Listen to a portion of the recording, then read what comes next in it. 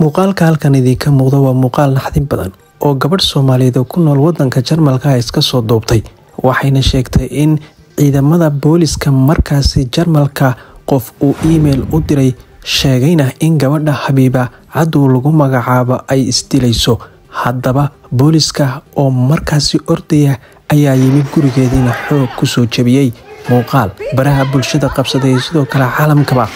ayay gabadhani ku soo bandhigtay TikTok-teeda iyadoo live ku jirta ay ciidamadu soo jabiyeen guriga iridkiisii gabadhan oo muuqaal iska soo duubtay markii dambe kuna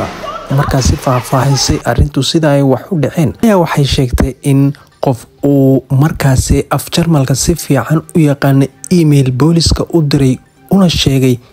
in Habiba Cadow iyo caruurteediba ay isdilayaan degan yihiin adreyskaas booliskana emailkaas uu gaaray booliska oo dhegla qabta lahayn ayaa gabadhan gurigeeda ku soo jabiyay ninkeeduna uu ku maqnaa shaqada gabadhii waa la xiray oo sida halkan idinka muuqata gacmaha ayaa laga katiinadeeyay ilaa haddana nabrihii waa ay kasii muuqdaan siday gabadhu carabaabtayna arrintan sababta loo sameynaya ayaa waxay tahay in nolosha loo qoori waayay maadaama gabadhani ay ganacsi yar ku haysato Jarmalka daawooyinka sidoo kale waxyaabaha jaaliyada halkaasi ku dhaqan ay u baahan yihiin ay ku dhaxgadato halkaasi in dadyo fara badan ay arrintaasi ka marsiirsan yihiin sidoo kalena caruur fiican ay haysato oo waxbarashada u dhigta sidaas darteedna dadyo ka xun arrintaas oo dhan ay arrintan u sameynayaan waana arrin naxdinteeda leh booliska ayaa waxay sheegeen qofka emailka noo soo qoray sida aan ka dhadhansanayno waa qof si fiican u yaqaan luuqadda gabadhii ugu dambeyntii wax dhiba oo inta ka badan ma aysan gaarin aan ka ahayn in caruurteeda anfiriir iyo sidoo kale dhibaato weyn oo maskaxiyana ay ku dhacday horta aan idin daawadsiyo markii lagu soo jabinayay guriga iyo sidoo kale muuqaalkii ay ku faahfaahinaysay dhibtan sababta ay u dhacday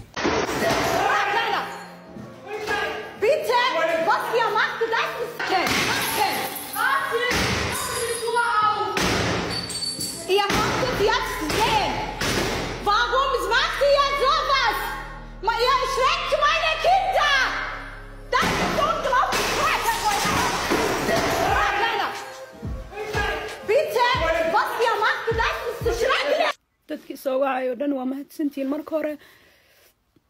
xaaladeyda ma fiicno dadka qaar live-ka intaa ku jiray arkeen waa aragteen anigoo live ku jiro oo wax iska iibsanayo hal mar waxaan ka warhernay ilmaha albaabkii soo garaaceen gambaleel kala soo garaacay waxa uu haysanay inuu ninkeyga uu yahay shaqada ka imaaday and then ilmihii albaabka hoose day u degteen ay furaan rabaan albaabka hoose ka tuuraysanaan gambaleelku ay ka furi waayeen sababtoo baryihii dambe dhan cabsiyaan qabnay saas albaabkeena hoose xitaa mar walba ka tuureynayna furaa gelinaynay marka albaabka hal maraa lasoo garaacay marka hoos u deganay waxaa aragnay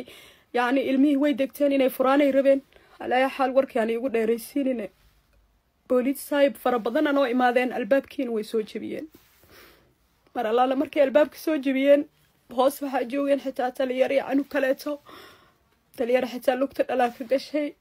albaabka ayagoo inta furaha ilmaha ka keenayeen way sugi waayeen waa la furayaa suga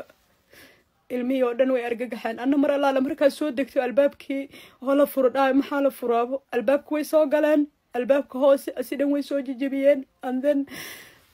anigana waxay sidii tuug oo kaleeto ama qof dambiila camal sidaana ii xirxireen gacmihayga oo dhan darbigay ula riixeen waxay igu xirxireen baasha waxba ma fahansaneen wax la ii xirayo wax kaleeto hal life-an ku jiray teleefonkana way iga damiyeen inta dadka aragtay in kale ma aqaani teleefonka labada teleefon baa la iga damiyey darbiga igula qabteen gacmaha beri ay igu xireen gacanteedana hadda waa arkaysaan tan kaleetana saas le waaye and then waxaa u malayaa inaan qof aad dishay dhahooyaan markii dambe waxaan arkay inay dhahayaan waa isdili rabtaa waxaan ku dhahay anise isku dilaya maalintii live ku jira teleefonkayga waa ujeedaan live ku jira see isku dilaya waa isdili rabtaa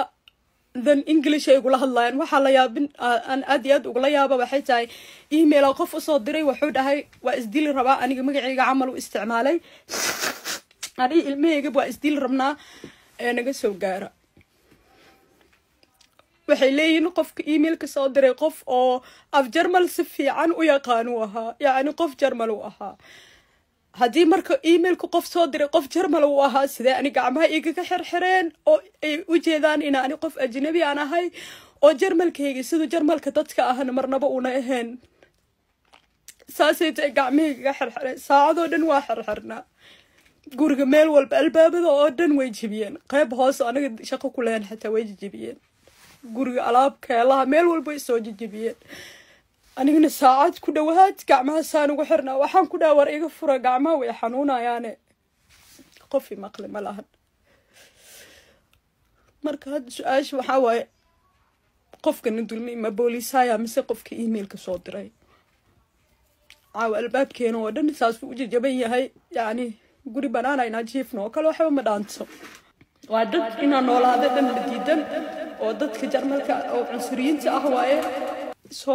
beriye dambe oo dhan waxa saasoo kaleeta emailo aniga naftirkii aan la kulmay way jirtay anin marka waa iska ignore garay sababtoo ah kor iyo hoos baa aniga cunsuriye meel walba ma ideynayaan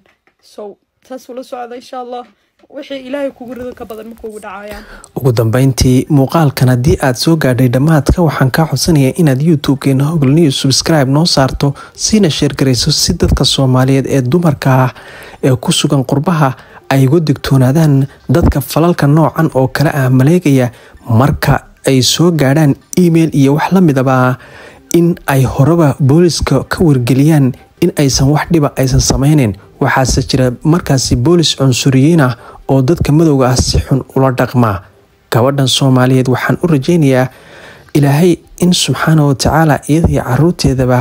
uu markaasi ilaaliyo si aad ula socotaan warbixinaheena dambe muuqaalkana sii shirgaray youtube-keena Hogol News-na subscribe noo saara wararkeennii sidoo kale dhacdooyinkeeniiba halkan ayaan dib ugu baahin doonaa maalmaha soo socda iyo sidoo kale xilli walbaba